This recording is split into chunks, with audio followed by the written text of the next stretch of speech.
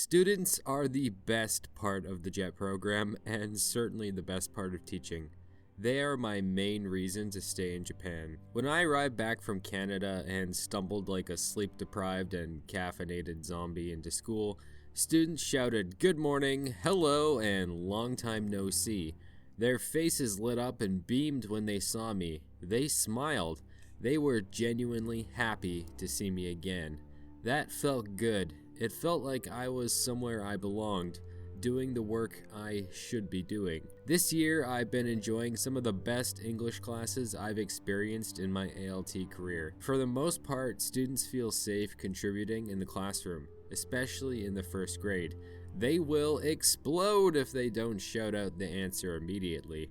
Trust me, students knowing the answer and then wanting to speak and contribute is a great problem to have. My time spent as an ALT tape recorder is now very little. Sometimes my recorder services are used, but it's not my only job. I have one or two direct contributions to just about every lesson. Students are hyped to play the games and activities I prepared for them and have fun while learning. Better yet, I and my fellow Japanese teachers enjoy teaching the class. I've been back drawing posters, making English boards, and spreading English around my school like a one-man propaganda machine. I usually wolf down my lunch and jump straight into a project. Even with 4 or 5 classes, I can usually crank out one poster per day. Over 2 days, I can complete an English board. The English board themes I've gone for this year are Canadian New Year's, Best Japanese Snack Vote, Valentine's Day, and Louis Regale Day. For the best Japanese snack vote, I got a more typical engagement with my students. About 6 voted.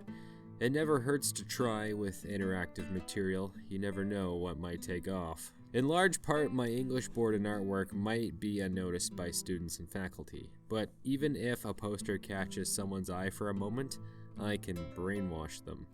Funny story about my posters, since Japanese school bathrooms are pretty much graffiti free, I gave the boys at my school something to read.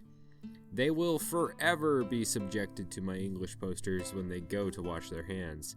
The alternative is staring at a clean blank wall, which is probably preferable to them. Oh well, I think it's gotta be a pretty effective technique. That's why lots of shopping malls have ads displayed in bathrooms. I'm as devious as a corporation when it comes to spreading English, and I'm damn proud of that. I ran a full marathon in Japan. It was one of the hardest things I've done in my life. Between climbing Mount Fuji, dancing Yosakoi for hours in the blazing summer heat, and now running a full 42-kilometer marathon, I've managed to push my body and mind beyond its limits. But I was ready for it.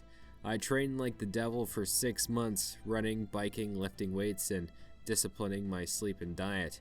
As prepared as I was, the marathon fought back like a wild fiend. It was in a very real sense a mental battle. The last 20 kilometers was a gut check, and the final 5K was the longest, most intense half hour of my life. As each kilometer rolled by, I was stuck between the hope of almost reaching the finish line, but also the pain of having so far to go. What was inspiring to me and made me happy was that I managed to run nearly the entire race except for the uphill portions.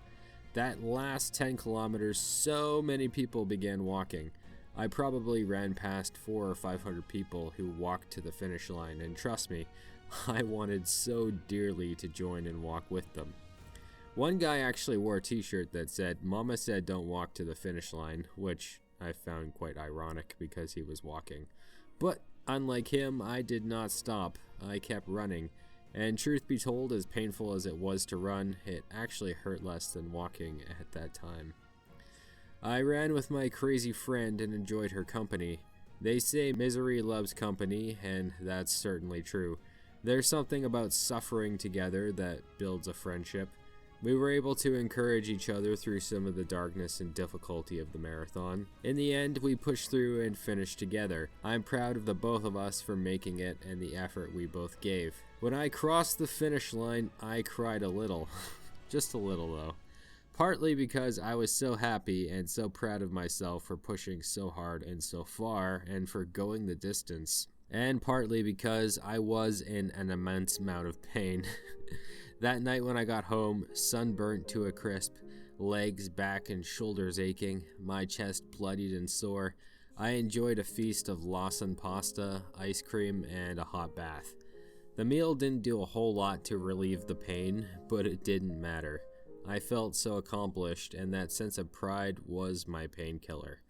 It was an incredible feeling. All of my work had paid off. It was concrete proof that I was becoming a better person. There has certainly been plenty of darkness in the lives of the Japanese people I work with.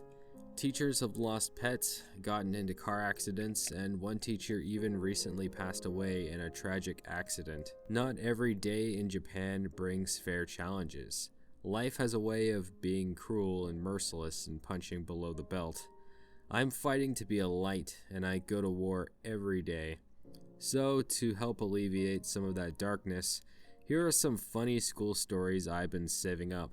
Enjoy. One time, my students invited me to gym class. I was assigned to the girls' team for a game of good old softball. The girls were allowed a few advantages to make it fair, but I certainly wasn't one of them. After the girls batted before me, getting in good swings and actually hitting the ball, the bat was placed in my trustworthy hands. It was my time to shine. I stepped up to the plate, twirled the bat, and gave the pitcher boy a cocky nod. For all he knew, I was Canadian Babe Ruth. Nothing could be further from the truth. He wound up, pitched an easy, slow ball, and I swung with all my might, missing horribly. Undiscouraged by that fluke, I was tossed another pitch. I swung and missed again. "Sun's in my eyes," I said, ignoring the cloudy sky above me. It was time for the final pitch. I focused, I took a breath, and watched the ball fly towards me. A perfect toss. Noting the angle of the ball and calculating its trajectory in real time, I stepped forward and hit. Nothing but air. "Out," the gym teacher told me. Boy, was I ever. But later that game, I was given a chance at redemption, handed the bat once more. The girls groaned in disappointment as I stepped up to the plate. Ignoring their appreciation of my limitless talent, I was given 3 pitches and expertly missed every single one. It didn't matter, believe it or not, how hard I swung. Since my aim was off, I had no hope of scoring a point. Instead of scoring, I spent the majority of the game cheering my team on and enjoying being outside in the fresh air. For some reason, I haven't been invited back to softball. Basketball too. Now that I think about it, also badminton. I think it's probably because I'm too good at sports. Speaking of sports, the day before our 2023 Sports Day, a massive rainstorm was headed for Kuroshio, complete with powerful gale force winds. It was nearly the end of a workday, and the students had spent the afternoon setting up these ancient, finger-pitching metal tents. The tents would have been fine in good weather, but since a storm was rolling in, they were at great risk for blowing away. So the alarm was raised, and the entire teaching staff, myself included, rushed outside to lower the tents before the storm picked up. We started on the first tent, and it began to spittle. Rushing to the second tent, the rain started coming down in thick drops. By the time we reached the third tent, we were getting poured on, and the wind whipped and tugged at our hair and clothes. Soon we were caught in a straight-up downpour, and by the time all 5 or 6 tents came down, we were all dripping wet, muddy and disheveled. Thankfully, I could go home soon after that chaos, but the teachers who remained spent the rest of their workday in soggy dress clothes.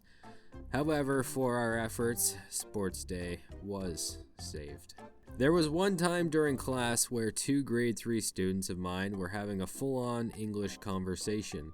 No translation, no memorized script. They were just straight up talking to each other in English. They should have been writing on their worksheets. I've heard from so many different sources that Japanese college and university students just can't speak a lick of English, and certainly couldn't hold a conversation.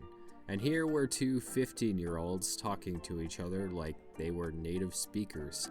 It wasn't a quick exchange either, and they held the conversation for several minutes. It was a beautiful thing. It was even more beautiful that I could tell them to be quiet and get to work, and they knew exactly what I meant. I didn't care they didn't listen. They understood. That's all that matters. That's all for now. Take care and be bold.